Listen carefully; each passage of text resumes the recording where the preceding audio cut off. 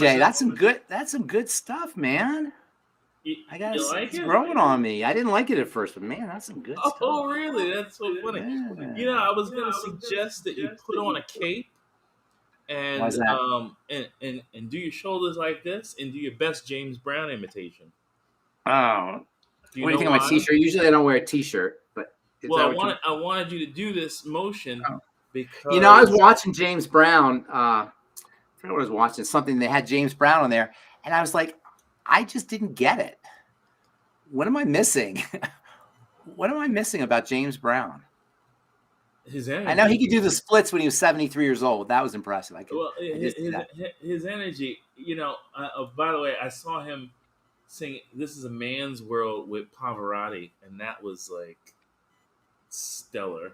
But yeah, stellar. But a reason I said that you should wear a cape and do your James Brown imitation because he was known as the hardest working man in show business, and I am the hardest working man. I got that. You are the hardest working man in nutrition, in healthcare.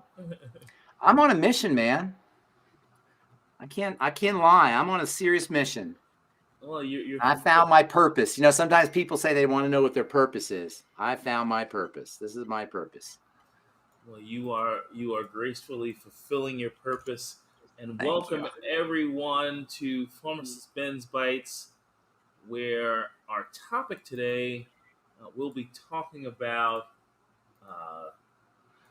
a little known disease called MBFA disease. But you're going to milk that for all it's worth, aren't you? Every ounce, and then we're going to hope that it can become more prevalent, and people will talk about this around the dinner table and with their families, and hope that they will change their ways. But Pharmacist Ben, so given this disease, how can we turn around and get more longevity in our lives and live a better and more healthful? Great question. That's actually the question, right? That's the ultimate question.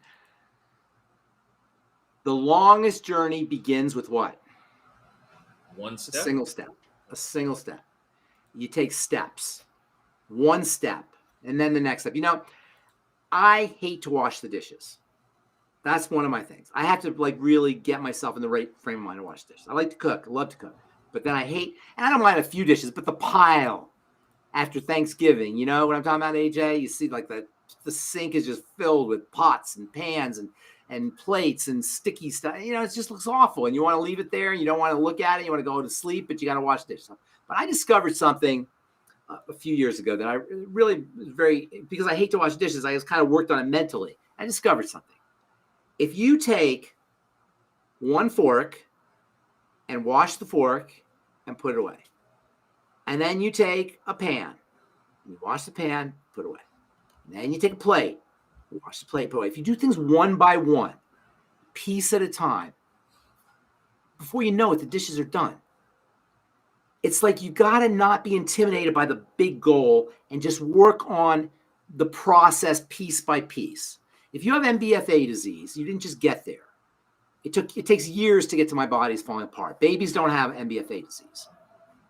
MBFA disease is if you're a doctor, you're a medicine person, a scientific person, I made a joke about it, but really it's degenerative disease. The body degenerates. And the degenerative process kicks in when we reach a critical mass. Or I shouldn't say that. We notice the degenerative process kicking in when it reaches a critical mass, but it's always occurring under the radar. For most of us, it starts at birth, maybe even before birth, but let's say at birth. When we start eating the wrong food, whether that food is wrong because of our mother's breast milk, because breast milk is not all that it should be for many people, if not most people, or unfortunately, if you're not getting breast milk. And that's really where it starts to go awry. People in their 60s, I'm 65, people our age, 60s, you're a little younger, AJ, it's a little bit better, but people our age, guaranteed you didn't get nourished appropriately unless you had a mom and parents who knew what they were doing, which is rare. You didn't get nourished correctly, and that breakdown process started to occur very young. That breakdown process is cellular, meaning it's the end result of cells that break down. When cells break down, very important happens. The body will protect itself against those dysfunctional or dead cells. And the mechanism the body uses to protect itself is called inflammation. Inflammation is this beaver's dam of fibers and goo and cells that kind of protect the body from dead cells. And if it happens once in a while, that's not a problem because inflammation actually turns on anti-inflammation and you heal.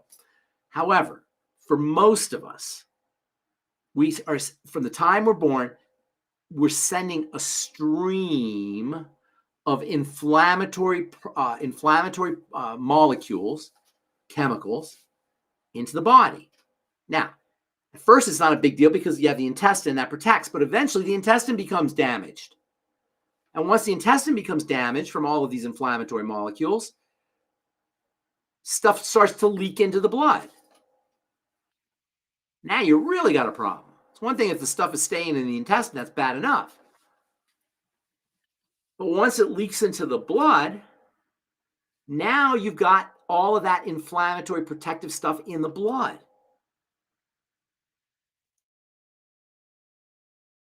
Now, I'm going to be a little graphic here.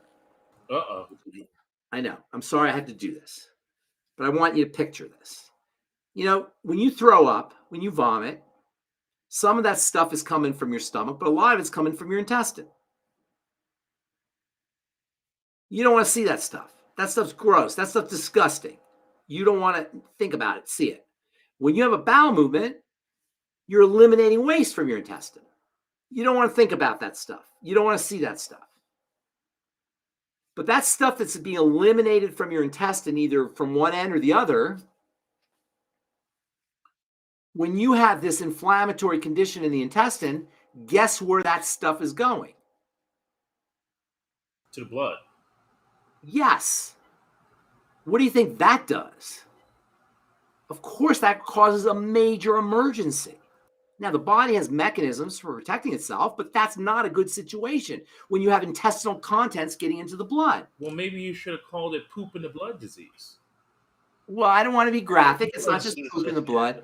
And poop is a little bit, I'm just trying to create an image here, but it's more like the intestinal contents.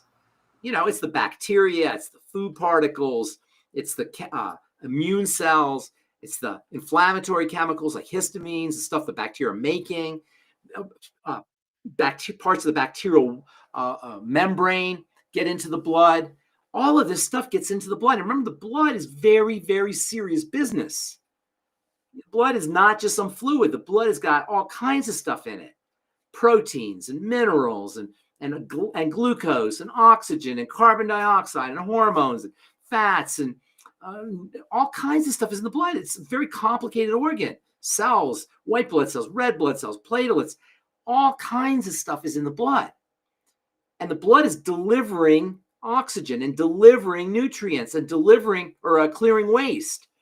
So the blood, and it's generating electrical charges as it circulates. The blood is serious stuff. And now you put waste into it. So first of all, now the blood is going to have to protect itself. How does the blood protect itself, or the body protect itself from the blood? By inflaming. Oh, okay. Inflaming. I call it dirty blood. But really, it's inflamed blood. It's blood that is now like a black eye, except it's in your blood. It's got inflammatory factors and immune cells. And one of the body's responses to these inflammatory factors and immune cells is to slow down the blood. And it does this by coagulating it, making it more sticky. And this hypercoagulated, sticky, inflamed blood now impairs oxygen delivery and nutrient delivery and detoxification. Now, fairness, the body has a mechanism for getting rid of that stuff, and its mechanism is to dump it off into the tissues. Now the tissues are toxic. And if you don't know what you're doing, you still got this stream of toxicity, this never-ending flow through the intestines. It doesn't stop. Now, the body can handle a certain amount of this stuff. But eventually, you reach a critical mass.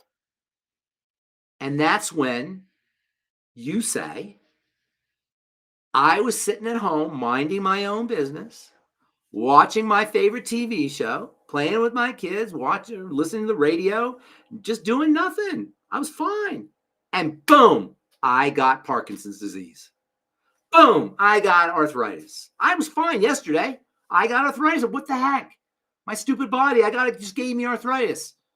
As if our body's attacking us. We can even call it a heart attack. I was sitting there doing nothing. I was fine. And my heart attacked me. Out of the middle of nowhere, that heart of mine, it just attacked me. How dare my heart, my gallbladder attacked me. No, it's like these things happen. But remember, one fork at a time. One plate at a time. So what do? The first thing is the food. And I always hesitate to say that, but I can't hesitate to say it because it's so important. It's like, I know there's people out there saying, don't touch my French fries. I was telling the story to Bronny before you went on the call. I have a lot of friends who are, they're going into menopause now. They're perimenopause or going into menopause. And one thing that happens to women, as you may know, AJ, if you have women who are fit in their 50s or 60s that they get hot flashes. And they get night sweats and anxiety. And some days they can be pretty miserable. Hot flashes in particular. I have a friend who just like sticks her head in the refrigerator and she puts like popsicle boxes on her head to get rid of the hot flashes because they're so miserable. And what I noticed from my women friends is that hot flashes and night sweats usually come a few hours after a woman does something that she will not stop doing. What you don't know is I don't know if we have any menopausal women on the call, but they'll know. What do 50 and 60 and women, 50-year-old, 60-year-old women who are going through menopause and perimenopause absolutely love? Ice cream? Close. You don't know because you're just a dumb guy. I'm sorry. You're just a man. What do you know? I wouldn't know either, except I have a lot of friends and patients. This is what women in their 50s and 60s absolutely love. And usually a few hours after, that's when they get their hot flashes. Wine and cheese. Really? Love that wine and cheese. I don't know what it is about menopausal and perimenopausal women, but they just love wine and cheese. And if you ever say to a woman, if you want to get rid of hot flashes, you might want to lay off the wine and the cheese. That ain't going to go over at all. Don't you have something else? There's something else I can do. Another route we can take with this.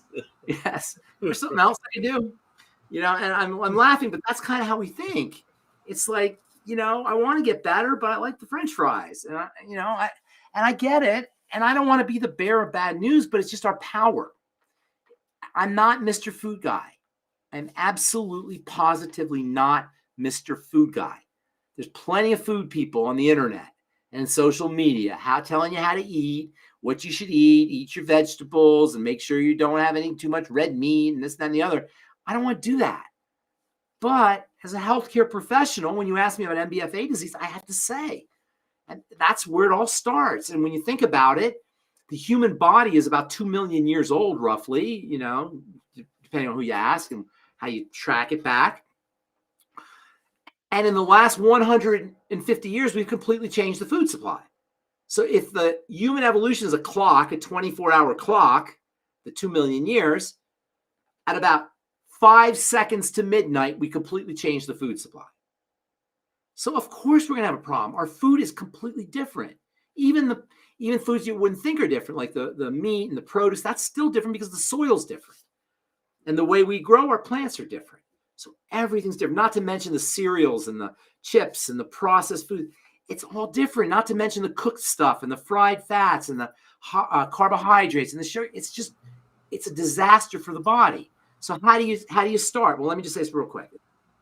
Because remember, one fork at a time.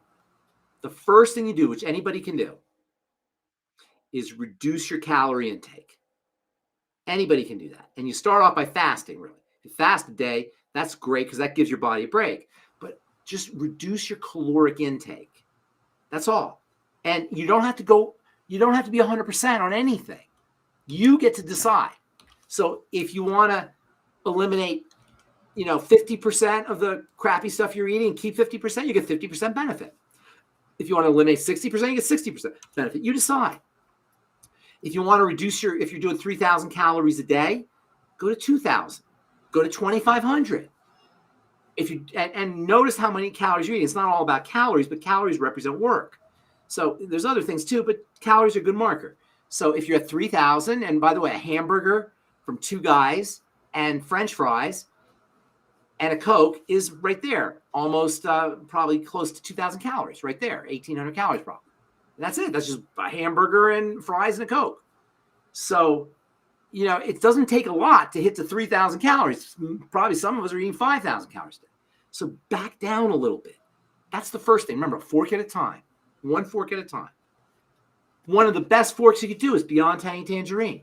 I don't want to just get on this. Just get on this. And by the way, for people selling and distributing, just give people this. You don't need to put on 10 products. Put them on this. Watch what happens. They'll come back because this stuff is so amazing. Because it's liquid and it's nutrition. And remember, most people are not getting the nutrients they need anyway, not to mention they've got an inflamed intestine and they're not absorbing. So this is liquid. It goes right to work. Just one little thing. And that's how I look at it. One fork at a time. You were going to say something, AJ. I'm sorry.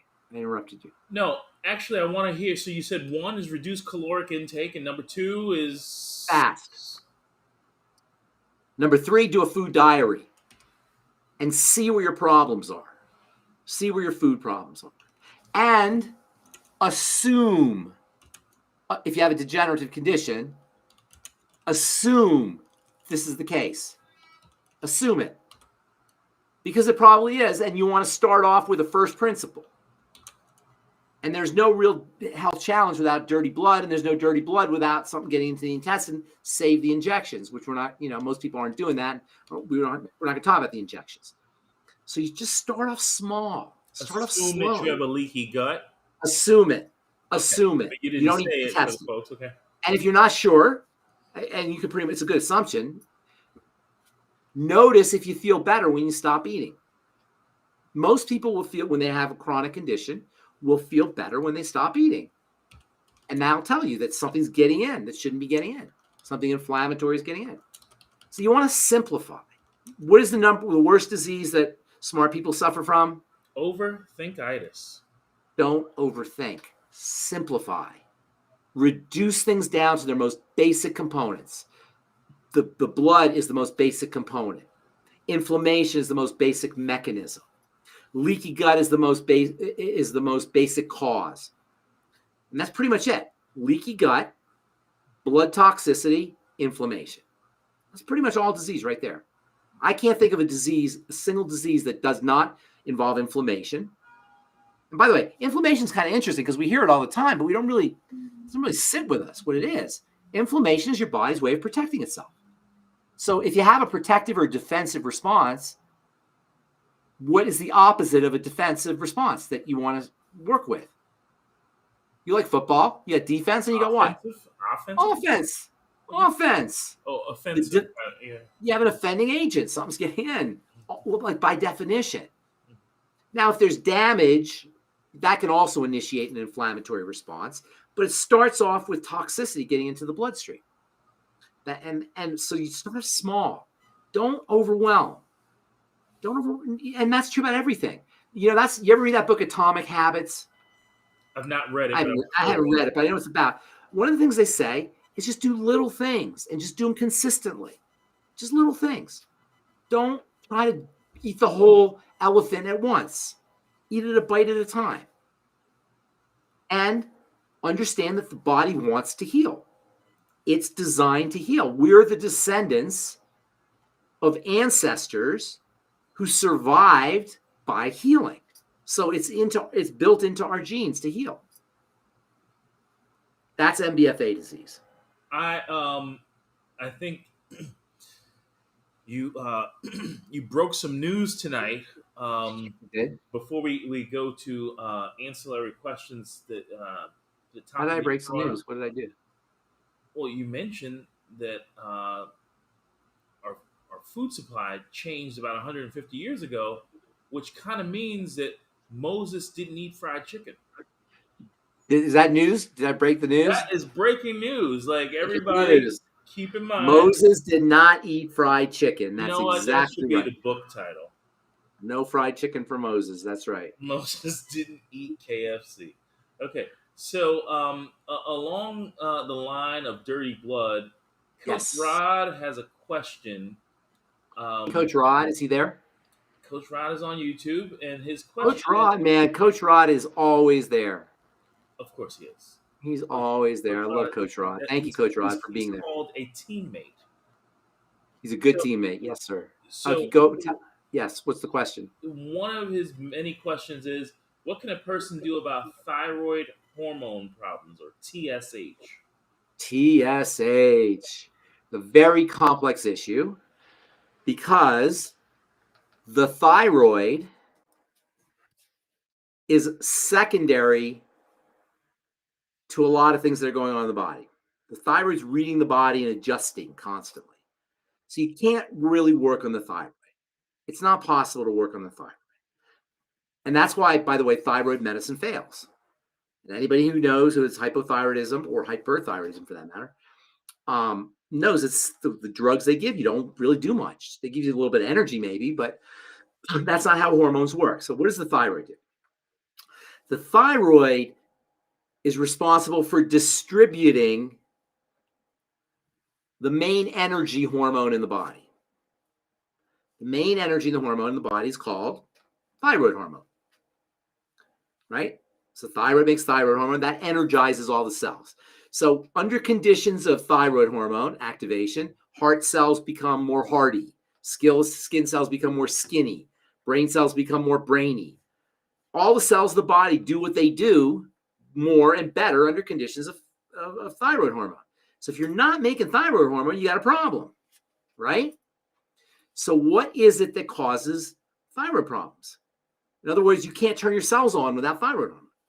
So what is it that causes thyroid problems? Well, the most common cause of thyroid issues, there's a couple reasons, but the most common cause is called Hashimoto's thyroiditis, which is an autoimmune disease of the thyroid.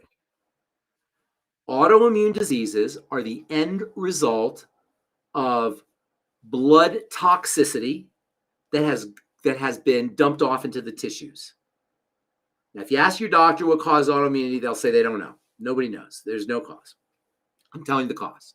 The cause is toxicity that gets dumped into the tissue, whether it's the thyroid or the pancreas or the kidneys or the skin or various tissues of the body, the connective tissue. And now the thyroid looks distorted because it's got toxicity. The immune system then starts to attack the thyroid. But where's the problem coming from? Not the thyroid. Where's the problem coming from? The blood. The blood. So for hypothyroidism, first of all, you got to work on the digestive system. You got to clean the blood.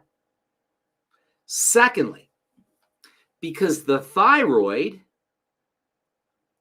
regulates the digestive system, the more hypothyroid you are, the more hypothyroid you're going to be. It's a big circle.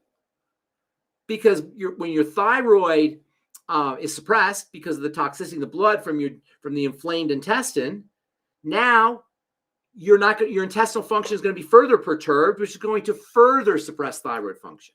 And you get this, that's where the triangle disease comes from. It just circles around and around. So you can see how are you going to stop the problem? You've got a vicious cycle. You can't stop it medically. You've got to stop at the level of the toxic blood. But there's a second mechanism that's associated with hypothyroidism. It probably overlaps. It's not distinct, but there's another way that it can happen, that it happens. And this is one of the reasons why 90% of hypothyroid patients are women. Hashimoto's and thyroiditis is mainly a female. There are men who get it, but it's mainly a female condition. So what does that tell you? What is the distinguishing biochemical between men and women? Well, estrogen. Estrogen. Estrogen. Okay. Estrogen. So how does this all occur? Estrogen is a rev you up. It revs things up. the body becomes revved up under conditions of elevated estrogen and also adrenal stress and cortisol. Under conditions of constant acceleration, constant activity, constant movement, constant cellular activity, eventually the thyroid will slow down to compensate. And so behind hypothyroidism, you'll often find hyperadrenalism and elevated estrogen. So between the adrenal glands, stress glands, elevated estrogen, particularly toxic estrogen, which is a form of estrogen that is produced when you don't eliminate it out of your bowels, and also from the liver. And Rod's saying this is a male, so we'll get to that in a second here. Eventually, the thyroid will start to slow down to compensate, and that's a cause of hypothyroidism. Estrogen is not being cleared, elevated excess adrenal activity, as well as toxicity from the gut. Now, Rod said this was a male. It's unusual, but it can still happen to men. The same mechanism can happen to men. So how does he deal with it? The first thing you deal with hypothyroidism for men or women, based on everything we said, what do you think you do, AJ? First thing. Fix the gut. Or eat less. Fix the intestine. That's part of eating less. Yes. Fix the intestine. First of all, hypothyroidism should be regarded as an intestinal issue. That's the first thing. Secondly, calm the body down. Support adrenal health. The adrenal glands are not only your stress glands, by the way, because they're associated with stress hormone. They're also your anti-inflammatory glands. Cortisol, while it's called stress hormone, is also an anti-inflammatory. It quiets inflammation. So when the body is experiencing a lot of inflammation from where? Toxicity in the blood or anywhere else, but that's the main way. Cortisol will come to the rescue as an anti-inflammatory. Do you ever go to the drugstore and get hydrocortisone cream? Yep, familiar. Yeah. What do you think that is? Yep. Okay. It's cortisol. It's cortisol, except you use it on the outside of your body. So cortisol is not just for stress, it's also inflammatory. So the two ways you're going to deal with this is the intestine and the adrenal glands. You can't deal with it at the level of the thyroid. So the intestine, obviously, we said all those things. The adrenal glands, if there's any inflammatory issues, those have to be addressed, but that usually is going to be addressed with the digestive system. If there's psychological stressors, that's something that you're going to want to address.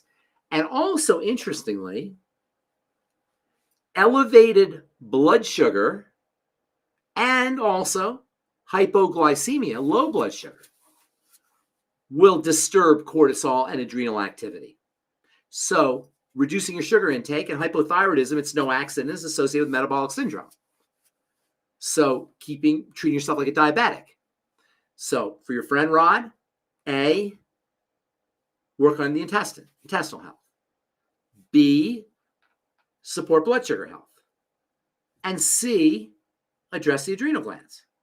What is that called? What I just said, AJ? Digestive system? Disease.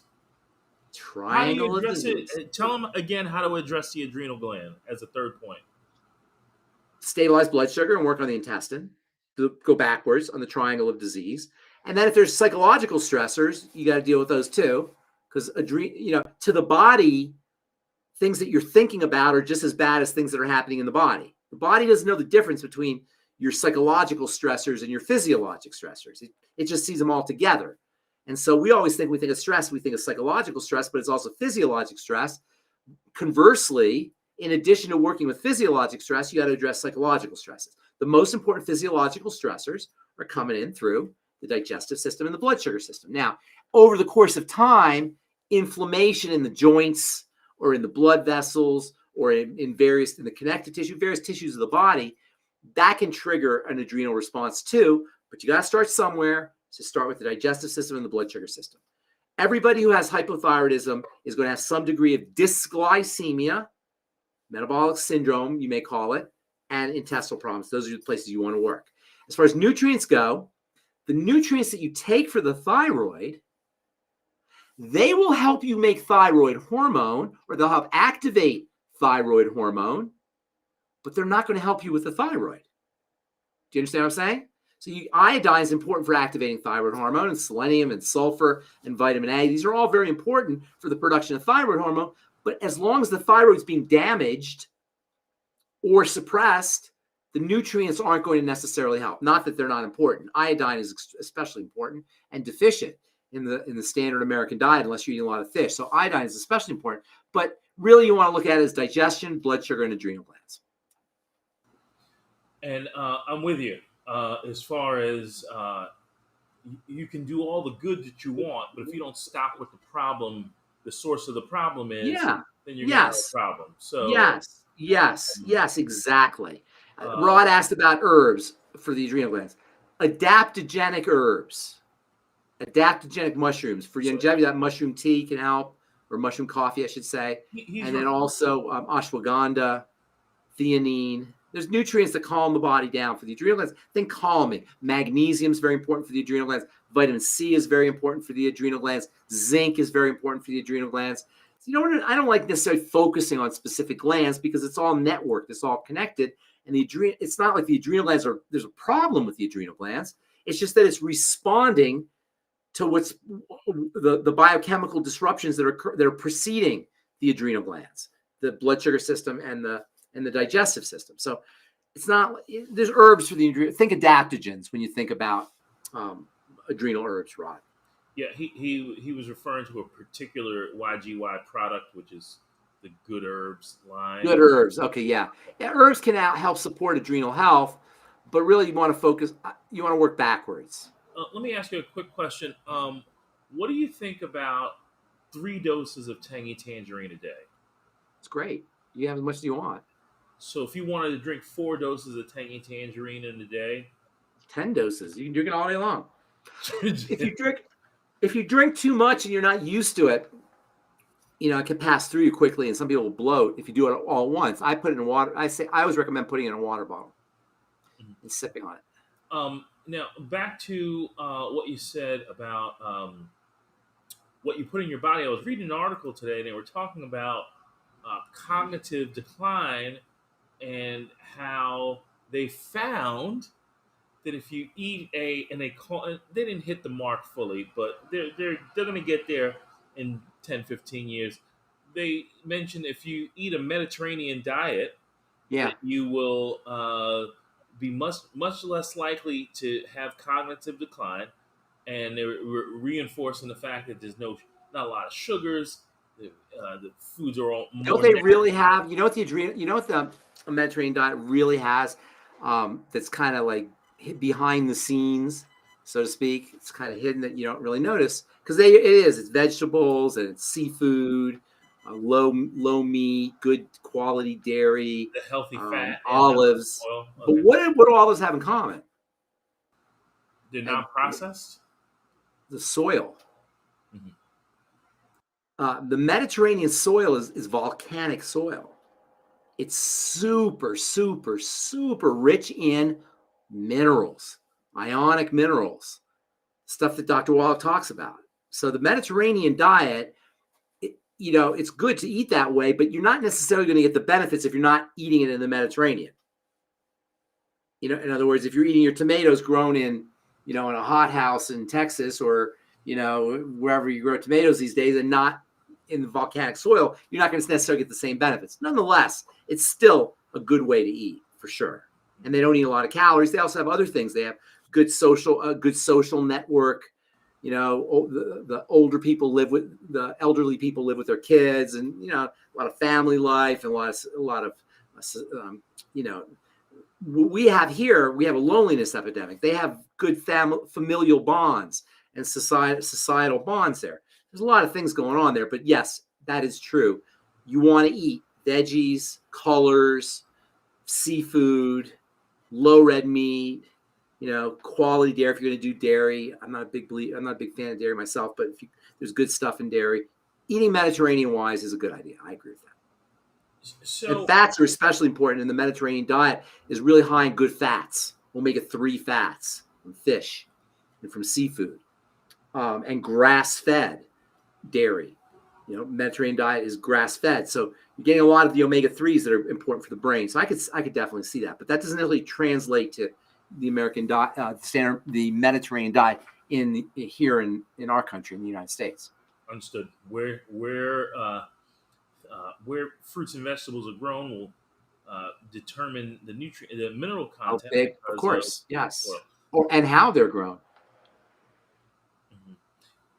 So, how does a person get rid of toxic heavy metals? What is it? You know what the best way to get rid of toxic heavy metals are? Plant-derived minerals. That's one of the plant-derived minerals' most important benefits that we never talk about, is they help eliminate heavy metals. Also, clays, zeolite can do it. Best is not to even ingest them. Right? Don't put them in the first place. Well, I mean, I'm not entirely. Heavy metals are the reason heavy metal. First of all, let's talk about heavy metals. Okay, heavy metals are heavy, and the reason they call them heavy is because they tend, not all of them actually, but most of them tend to be on the higher end of this little rascal right here, the periodic table. And as you go down the periodic table, the atoms get bigger and heavier. And by the way, the word minerals is not correct. And I know we all say it. I say it all the time too. But it really accounts for a lot of misunderstandings in nutrition. And that's one of the reasons why mineral nutrition is the hardest nutrition to understand for anybody, even nutritionists and doctors and dietitians and people who really should know better. It's hard to understand because they're not minerals. They're elements.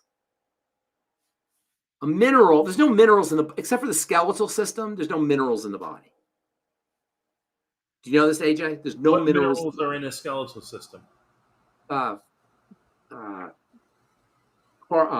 Calcium phosphate, I forget what they call it actually, but they're calcium salts.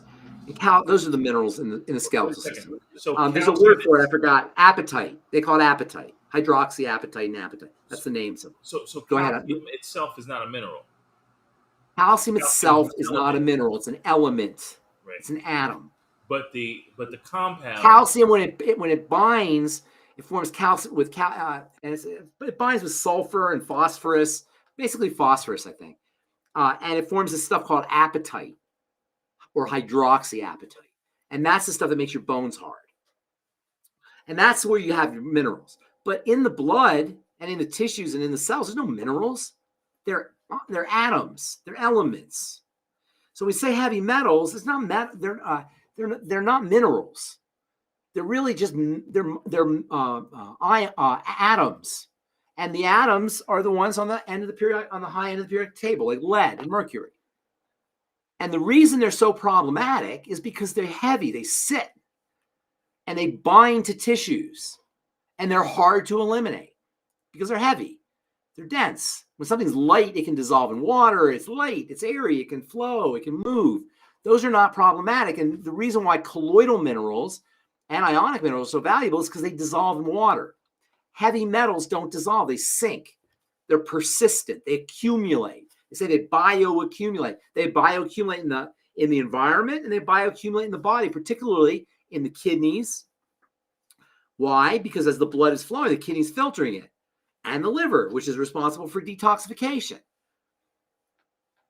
They can also deposit in the blood vessels, and they can increase the risks of high blood pressure and atherosclerosis and heart disease. And they can interfere with chemical reactions, particularly in the immune system. They cause problems in the nerves, in the nerve tissue. It's because they sink. And they generate oxidative products. They disturb electrical chemistry. Oxidation is about electricity. They disturb electrical chemistry. They can end up damaging DNA and proteins and fats. They're a big problem, heavy metals. And most of the heavy metals that we get come from industrial waste. And because our world is so polluted, and you think it's bad here in India and in China, it's even worse. But communities that live, near industrial waste sites, those are the ones that have the worst problems. But we're all getting it. It comes in the water. It's everywhere. Heavy metals are everywhere. They don't degrade, and they accumulate in the environment, and they accumulate in the body, and they cause problems. It's a big problem. In the body, they create a mess from hormone problems, immune problems, mitochondrial problems, genetic problems. There's just a big problem. It's a big issue. So what do you do? Well, there's a couple things. First of all, don't ingest them if you can avoid it, but they're in our environment. So a couple strategies. Clays can be very helpful. Bentonite clay. Beyond Tangerine, plant-derived minerals. Chelating agents. Chelation magnetically pulls out metals, reacts with metals, magnetically attracts them. And by the way, chelation therapy is a great therapy just to clean the blood for this reason. Sulfur compounds have chelating properties. MSM, for example. Also, there are sulfur groups on certain amino acids, like, for example, NAC, N-acetylcysteine is a chelating agent. Vitamin C is a chelating agent. Fucoid Z is a chelating agent. What else here? Did I say selenium? Selenium is a chelating agent. Using chelating agents or chelating therapy is also a good strategy. You know what else? There's something called modified citrus pectin, which you can use. The Navy uses cilantro. Chlorella, algae can do it. What else am I missing? You can actually get something called EDTA. Excuse me. They'll actually put EDTA in your blood, or you can get oral EDTA to chelate. And then also supporting your detoxification pathways, supporting liver health, upregulating glutathione. Glutathione is the body's master antioxidant, and it's actually composed partially of cysteine. Saunas, sweating can help. And improving bile function, liver function and bile function, and improving kidney clearance of heavy metals to the kidneys by drinking water, by making sure you're hydrated. Those are the best ways. And then, like I say, other minerals. Magnesium, for example, will displace lead. Zinc will displace cadmium. Selenium will displace mercury. So using minerals that displace the heavy metals is also a strategy. Okay, question. So on the periodic table, is there a section that we would consider the heavy metals? Well, anything on the periodic table, anything that is like heavier than, say, maybe iron or zinc, but they're not really in the environment a lot. The ones that are in the environment a lot are like cadmium, mercury, lead. Those are the biggies. Arsenic. Those are the biggies. Those are the ones that are in the environment a lot. But yes, anything on the periodic table, theoretically, that's heavy is going to be considered a heavy metal, but they're not really in the environment like the other ones. The other ones are industrial waste products. What about too much creatine in the kidneys? That's a sign the kidneys are breaking down, or not breaking down, but they're not functioning. Creatinine clearance is a measurement of kidney function. And kidney disease is very common because the kidneys, if all disease is cell disease, but all cell disease is preceded by dirty blood, what do you think happens to the organ that filters the blood? Right?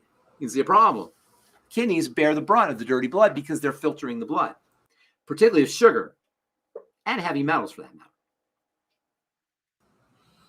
Okay, so speaking of sugar, I wanted to ask you about a question that came in from a woman that phoned today. She wanted to discuss sugars and alcohols and how much will raise blood sugar. Also, stearic acid, a byproduct and used in the manufacture of many supplements. If can you take two? If you're consuming these supplements, so let's two separate subjects. So, What was the stearic acid? Was the first one? Was the second one? Was the first one? Please discuss sugar alcohols and how much so sugar alcohols will raise blood sugar. Sugar alcohols are sugar substitutes for diabetics, and while they don't really raise blood sugar, they have their own effects. And you can tell the sugar alcohols all NOL. OL, like sorbitol, mannitol, xylitol, erythritol. There's a whole bunch of them. And the sugar alcohols are very hygroscopic. Rod says, what to do about creatine? Creatinine. He was talking about in creatinine the or creatine? Creatinine. Now, creatine is different from creatinine. Those are different. So, well, we'll get to that in a second. So, sugar alcohols absorb water. They're very hygroscopic, and they can cause bloating and digestive problems. That's the big problem with sugar alcohols. Now, xylitol is a sugar alcohol that has some really interesting properties. It can actually strengthen bone tissue, and teeth, and that's kind of interesting for something that's sweet. Xylitol can also be used for ear infections. It has antimicrobial properties. So there's an upside to xylitol. Sugar alcohols, there's an upside in the sense that you don't get calories, but it tastes sweet. So you'll see chocolate that has sorbitol in it. But it can cause a little GI distress. And it causes some severe GI distress for some people, particularly if you have SIBO. And what was the other thing you said? There's another thing. Second question? Yeah, the second question. Okay, well, how does sugar alcohol raise blood sugar? You said it doesn't raise blood sugar. Sugar alcohol doesn't raise. That's why they use it. It's not sugar. It's a sugar alcohol. Sugar is glucose and also fructose to a certain extent. Stearic acid. Stearic acid. Stearic acid is a waxy substance. It's called an acid, but it's really waxy, fatty substance. It's used a lot in skincare. Yes, xylitol is very good for toothpaste. It's used in skincare to give products a creamy kind of quality, sort of white, creamy quality. So it's used in creams and lotions. That's really where it has most of its use. But it's also slippery. So companies will use stearic acid in tablets and also sometimes in capsules because it has a slippery quality and it also has a binding quality. It'll bind things together. So between its binding quality, I think it's more about binding actually now that I think about it. Less slippery, more about binding. Anyway, it's used in the manufacturing process. And so you're ingesting some stearic acid sometimes when you do capsules or tablets. It's really not a big deal. You got bigger fish to fry than the little stearic acid you're getting from a capsule or tablet. There's way more important subjects. It's not toxic. I mean, if you really analyze the stearic acid, it's coming from cows that are fed hormones. So, you could go that route if you want, but it's much ado about nothing. I've heard people say, oh, there's stearic acid or magnesium stearate. By the way, that's another one. Magnesium stearate tends to be a little slipperier than stearic acid. Stearic acid is more for binding. Magnesium stearate is like a derivative of stearic acid. And you'll see that sometimes in capsules and capsules that people will question it. There's way bigger problems than stearic acid or magnesium stearate. Yeah, I know. I might even let you leave early tonight, but not after 5 more questions. Maya's asking what should she do for eye floaters and myopia? Yeah, eye floaters are breaking down. Your eye tissue is breaking down, and so once that happens, they're there. What you want to do is you don't want that to happen. The eyeballs are made up of, guess what? Connective tissue. So keeping your connective tissue healthy is very important. Making sure, again, it all boils down to the same stuff. Keeping the toxicity out of the blood, making sure you're using nutrients, particularly connective tissue building nutrients. Hyaluronic acid is important for the eyeballs are actually made up of hyaluronic acid. So when the connective tissue deteriorates, that's what happens. Glycation, sugar can cause it. Toxicity from the intestine can cause it. It's part of MBFA. Myopia is more of a muscle thing. How the eyes focus near and far has to do with muscles pulling. And so when muscles don't do their work, you can't see far. They say nearsightedness, you can't see far. And it has to do with how the muscles are working. And I don't know necessarily, if I had to guess, I would say it's the same thing that causes all other conditions, which is inflammation, which is toxicity. I've never really seen that linked, and it's such a common problem. So I can't really tell you exactly because I don't know for a fact that that's the cause. But knowing what I know about the body generally, that seems to me like that would be the most important cause is inflammation at the level of the muscle. You can do muscle exercises for nearsight and farsightedness. And there are eye exercises that you can do that supposedly help the muscles, improve the muscles in the eyes to improve nearsight and farsightedness. And from what I've read, I can't say definitively because I don't know. From what I've read, they can be effective. Interesting, though, and I maybe you were mentioning this to make a correlation, but if there's a loss in strength in somewhere near the eye, and then there's a causal floater because there's loose connective tissue. I mean, it just all sounds like a deterioration of connective tissue. Everything's about the connective tissue. That's the mechanism. The blood is connective tissue. Do you know the blood's connective tissue? I do because of you know that. It's all about the connective tissue. Everything's connective tissue driven. But do me no well, there's no genetically transmitted diseases, Kiki. So is it hereditary? The answer would be no. Ben, what do you think about that? I didn't hear the question. The question is is it hereditary? No. Is what hereditary? Myopia? Yeah. No. Hereditary, you don't. No. Hereditary, the passing on of degenerative conditions that follow inflammation is not hereditary. It's mechanic. It's related to just breakdown in the body. You can't say hereditary. The whole hereditary thing, you want to get that out of your head because that's disempowering. Do you have a predisposition because of hereditary? Probably there's predispositions, but that doesn't mean you're going to get it. You don't want to look at it like my mother had diabetes or myopia or whatever it is, so I'm going to have it. Predisposition doesn't mean you're going to get things. So it's not like you have, the way they want you to think about it, which is completely inaccurate, you have a gene for myopia. Your mother gives you that gene, now you have myopia. I don't even know if I believe in the word predisposition. There are probably tendencies, I would say. I have a problem with it too. I know what you're saying. But if I had to guess, I'd say there are probably tendencies. But you don't want to look at it that way. You have the power. That's how you want to look at it. In the case of myopia, in the case of floaters, they're inflammatory. They're degradatory. Degradatory. Is that the right word? They're a sign of degradation. The muscles are degrading. Muscle tissues are degrading. The eye tissue is degrading following inflammation. And really, that's how you want to look at it. Let's simplify, reduce, take it down to most basic components: inflammation, dirty blood, digestive health, glycation. How often do I say these things? Do I talk about this? Every single time, every 5 minutes. At least I don't know why anybody wants to hear me talk, man. We love it. Maya, by the way, email us. I have some things I'd like to tell you about what you mentioned, your question, but there's no way I could say that on YouTube because we would get banned again. So, did we get banned? We just got off of a ban. We just got off of a ban. What did we say? Was it me? No, it was we played one of the Dr. Wallach shows. Oh, Dr. Wallach got you in trouble. It's unfortunate that Doc's like. What did he? Do you remember what he said? Do you remember what he said? Don't tell me. On now we will get cut off. I remember what he said that got us banned on YouTube. Yeah. You want me to?